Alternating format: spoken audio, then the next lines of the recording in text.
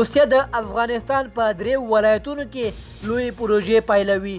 دا چې کومې پروژې دي دا ټول معلومات را سره په همدې ویډیو کې کتلی شئ. سلام، ستړي مه شئ. په AFJ پلس چینل کې درته ښه راغلاست وایم. AFJ پلس چینل تل ستاسو په چوپړ کې، نو همدا اوس در سره چینل سبسکرایب کړئ.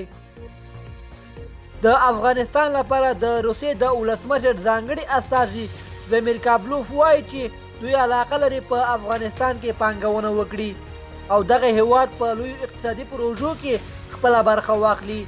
هغه دا څرګندونې پرون په یوه تازه ترسره شوې مرکه کې وکړې.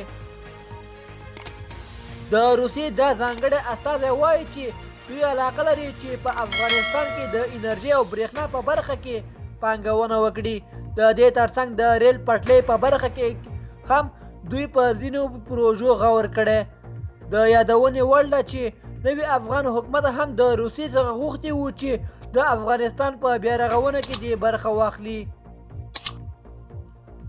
تر دې وړاندې چین هم ویلي وو چې دوی غواړي په افغانستان کې پانګونه وکړي او د دې هیواد په بیارغونه کې برخه واخلي.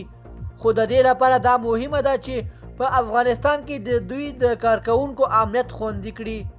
د افغانستان د حکومت ویان په دې هکله ویلي وو چې دوی تیار دي د ټولو چینایي کارکوونکو امنیت خوندي کړي. یاد ویان وویل چې چین تیار دی د په افغانستان کې میلیارډونه ډالره پانګونه وکړي، خو د خپلو اتباعو امنیتي تضمین غواړي. د افغانستان نوي حکومت چې اوس یې د امریکا سره اړیکې ښې نه دي، تر ډیره غواړي چې د روسیې او د چین په مرسته په هیواد کې ځینې لوی پروژې وکړي او د هیواد ځینې اساسي اړتیاوې لکه د اوبو ذخیره کول او د برېښنا تولید ورباندې پوره کړي. په لومړیو کې چین او روسیه دې کار ته په خپله هم لیواله وو، خو اوس داسې ښکاري چې د امریکا له ویرې یو څه زیات پام کوي.